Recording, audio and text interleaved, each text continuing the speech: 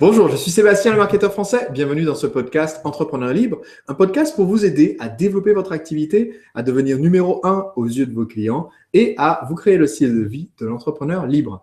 Je suis aujourd'hui en compagnie de Marc Murcia. Bonjour Marc. Bonjour Sébastien. Marc est facilitateur et conseiller commercial au sein de Tout Change, mon entreprise. Et avec Marc, on a cette conversation, ce dialogue au cours de ce podcast pour vous aider à conclure la vente.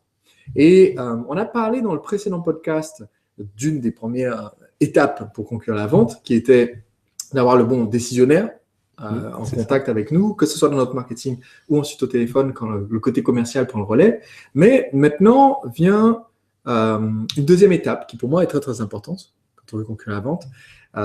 Et je voudrais te donner la parole là-dessus parce qu'on en parlait juste avant de lancer l'enregistrement de l'importance, est-ce que c'est essentiel de conclure la vente.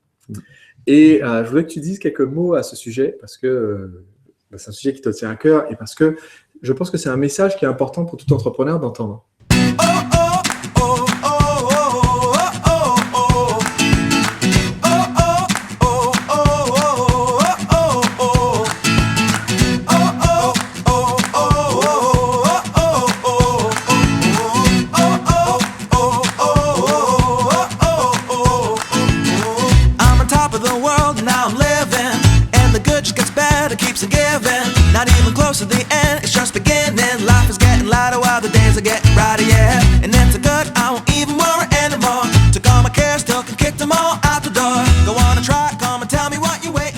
Conclure la vente, c'est l'étape finale, c'est l'étape qui va permettre donc justement à la personne d'acheter le produit, le service en question.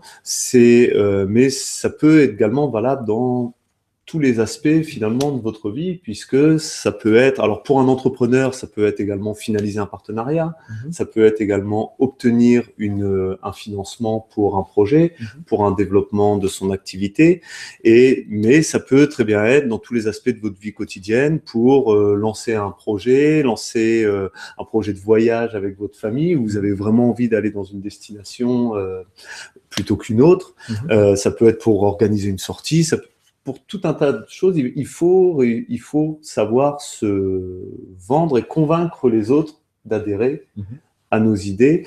Et pour ça, il faut conclure. Parce qu'autrement, on ne fait que vendre. D'accord. Et ça ne suffit pas. Et ça ne suffit pas. Parce que quand on n'est que dans la présentation de l'idée, c'est facile de se laisser tellement emballer, tellement on adore notre idée, qu'on parle, on en discute, et il n'y a jamais rien de signé à la fin. Et non. Et c'est là où justement, il faut partir du principe qu'on n'apporte pas de valeur, là si on revient dans le côté professionnel et entrepreneur, on n'apporte pas de valeur à nos clients quand on vend, quand on promotionne notre offre, quand on vante les mérites de nos produits, qu'on lui explique de toutes les façons possibles que notre produit c'est le meilleur du monde et qui va vraiment l'aider à régler son problème. On ne l'aide pas, on l'aide à partir du moment où il a signé un contrat, où il a acheté, il a cliqué sur le bouton acheter et il va commencer à utiliser ce produit pour finalement régler son problème une bonne fois pour toutes. Ouais, donc ça c'est un point important parce que ça s'applique que vous vendiez de la formation, du service, du produit physique. C'est pas le fait d'entendre parler de la perceuse qui résout le problème du client. Alors, on peut la lui vendre, ça peut être un passionné de bricolage, on peut lui parler de la perceuse pendant des heures et des jours et des semaines. Ce qui va réellement faire un trou dans son mur, c'est quand il aura passé la commande. Et donc, ce que tu dis là, c'est parfaitement compatible avec ce que j'enseigne parce que je dis souvent, apporter de la valeur dans votre marketing, donner des conseils, donner de la valeur ajoutée, même pendant le message de vente, pendant les vidéos qui parlent de votre produit. Cependant, il faut vous rendre compte que tant que la personne n'a pas signé, vous n'avez fait, en fait, vous avez apporté un peu de valeur ajoutée à cette personne, mais vous n'avez pas résolu son problème. Le seul moyen pour résoudre ce problème, c'est qu'elle décide enfin de signer, de passer à l'achat et que vous ayez conclu la vente et qu'il y a eu un échange produit contre argent ou service contre argent. Donc, on a discuté dans le précédent podcast de l'importance de s'assurer qu'on a affaire au décisionnaire, mais ça ne suffit pas. Je peux avoir affaire à un décisionnaire, mais qui n'est pourtant pas le client pour mon produit ou service. Complètement. Il faut aussi qu'il y ait les moyens d'acheter votre produit. D'accord. Ça, c'est important. On dit toujours que le prix est quelque chose d'arbitraire, que ce qui est vrai, et que les gens n'achètent pas en fonction d'un prix, mais il faut s'adresser quand même au bon interlocuteur pour s'assurer que le niveau de prix qui soit proposé soit pour lui le niveau de prix qu'il est prêt à mettre par rapport à ce que son problème représente. Et donc, du coup, c'est comme ça que, par exemple, pour le Mastermind, le groupe justement d'entrepreneurs d'élite que tu as créé, il y a un premier critère à l'entrée qui est le critère du chiffre d'affaires, qui est que les entreprises qui font moins de 100 000 euros de chiffre d'affaires ne peuvent pas adhérer au groupe des agisseurs. Et ce critère est là pourquoi, notamment, même si ce n'est pas le seul, c'est déjà un premier signe qui fait qu'on sait qu'une entreprise qui réalise moins de 100 000 euros de chiffre d'affaires aura du mal à financer l'entrée, son inscription. Son inscription. Et ensuite, même du mal à financer, même les conseils qui vont être donnés complètement pour les appliquer, pour recruter, pour mettre en place. C'est juste, au bout d'un moment, pas possible. Complètement. Donc, il faut s'assurer justement en gros, on n'a rien à faire dans une vente si la personne qui est en face de nous n'a pas les moyens d'acheter notre produit. Alors, ça veut dire que d'un côté, je dois m'en assurer si je suis dans une situation commerciale avec mon prospect, donc en face à face, au téléphone, communication individuelle. Ça veut dire aussi que dans mon marketing, je dois faire le tri, entre guillemets. Mon marketing doit être suffisamment clair pour que les gens qui n'ont pas les moyens se segmentent d'eux-mêmes et ne viennent pas consommer du temps, entre guillemets, ne viennent pas se dire oui, mais peut-être que je pourrais l'avoir gratis si je demande suffisamment longtemps. Complètement. C'est une perte de temps pour vous et pour nous. C'est ça. Donc et pour vous, bien entendu. Donc c'est une perte de temps pour tout le monde, puisque eux n'auront pas le produit, ils peuvent obtenir toutes les informations possibles sur le produit, ils n'auront pas le produit. Donc nous, c'est également savoir le moyen de le faire au téléphone, par exemple, c'est de savoir où en sont les personnes dans leur activité. On ne va pas proposer, si on parlait du mastermind tout à l'heure, on ne va pas proposer le mastermind à une personne qui en est au stade de l'idée géniale de développer son activité. Donc c'est par ce biais-là, c'est vraiment toujours par l'échange, la conversation, et toujours poser les questions et écouter. Et c'est là où on va déterminer quel type de produit, si on a une gamme de produits plus large, peut être vraiment adapté à cette personne, à chacun et à son cas. Et on ne va pas perdre du temps à essayer de vendre un produit à une personne qui n'a pas les moyens de l'acheter. Donc, d'abord, je m'assure d'avoir le décisionnaire. Deuxièmement, je m'assure de discuter déjà dans mon marketing, de filtrer, entre guillemets, pour que les gens aient une certaine attente. Même si on n'a pas dévoilé le prix dès le départ, vous n'êtes pas en train de mettre en gros sur votre site. Ne regardez pas cette vidéo si vous n'êtes pas prêt à investir 30 000 euros juste après dans l'achat de mon stock. Mais au moins créer une attente qui permet aux gens de savoir dans quelle fourchette ça se situe et d'être sûr qu'on s'adresse uniquement à des gens qui ont les moyens de financer leur achat. Et ensuite, que la personne, on l'a évoqué comme principale objection dans un précédent podcast, mais s'assurer que la personne soit convaincue par l'offre que vous proposez, convaincue par le produit, convaincue que ce soit le bon produit qui va l'aider à résoudre son problème. Et pour ça, ce qu'il faut, c'est toujours poser la question de savoir pourquoi la personne ferait cet achat. D'accord. Si on pose la question de savoir est-ce que vous êtes intéressé par ce produit, on va toujours derrière demander pourquoi. Pourquoi vous le feriez? Pourquoi vous le feriez maintenant? Pourquoi pas dans une semaine?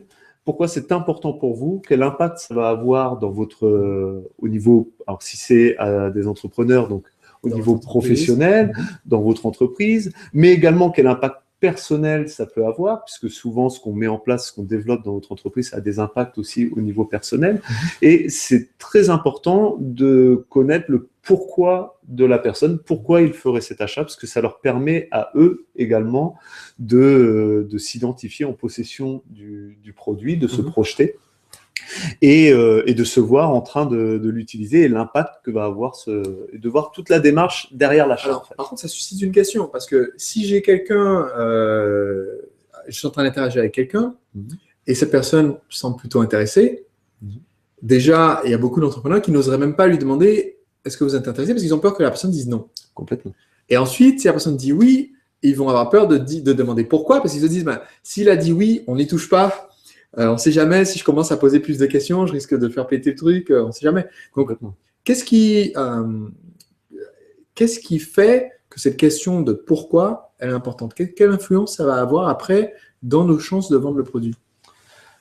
Elle va ancrer justement, elle va ancrer chez la personne, chez notre interlocuteur, le fait que ce produit est le bon. Parce qu'elle va elle-même trouver les raisons pour lesquelles ce produit est important pour elle ou est important pour lui. Et elle va trouver les raisons, elle va s'en convaincre elle-même et elle va, le fait de les ressortir, ça permet vraiment d'ancrer la décision. C'est, oui, le produit m'intéresse, mais il m'intéresse parce que ça va avoir tel impact dans mon entreprise ou dans ma vie personnelle, et ça va me permettre de faire telle chose, de régler tel problème. Quand on parle du problème, généralement, on s'identifie déjà avec cette solution et on fait le parallèle entre le produit et la solution. Alors ça, pour moi, c'est important parce que on le fait aussi dans le marketing. C'est-à-dire, je fais un lancement orchestré ou je fais une webconférence de vente, comme on enseigne dans notre formation Formule W. Quand j'en suis, avant de proposer réellement le produit, je vais aussi essayer de déterminer qu'est-ce que les gens comptent en faire.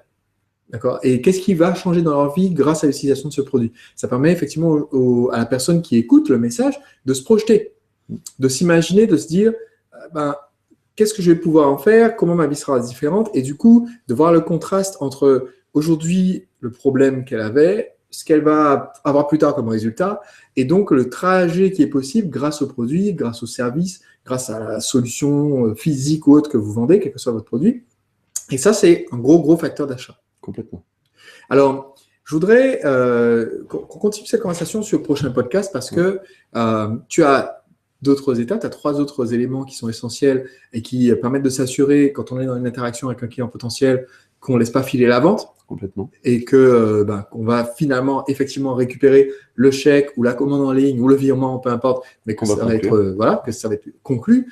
Donc, on va aborder ça dans le prochain podcast.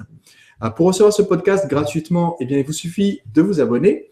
Vous allez trouver un bouton s'abonner qui se trouve quelque part sur cette même page. Si vous ne voyez pas le bouton s'abonner ou si vous n'êtes pas sur mon site Le Marketeur Français, eh bien, allez simplement sur notre blog, lemarketeurfrançais.com. Vous trouverez un bouton pour vous inscrire et pour recevoir donc par email gratuitement ces podcasts que je réalise avec Marc pour vous aider à développer votre entreprise. En ce moment, je fais également une séquence de vidéos gratuites de formation pour vous aider à vous construire ce que j'appelle une machine à vendre, c'est-à-dire un mécanisme le plus automatisé possible pour vous libérer du temps et qui va convaincre vos prospects de devenir des clients, puis de devenir des clients fidèles parce que vous apportez beaucoup de valeur et que vous savez présenter vos offres d'une façon irrésistible. Donc, il vous suffit d'aller simplement sur lemarketeurfrançais.com et de vous abonner pour recevoir mes conseils en vidéo, mes podcasts et pouvoir ainsi développer votre entreprise grâce à mes stratégies. Donc, je vous dis à très vite dans le prochain podcast. Merci Sébastien.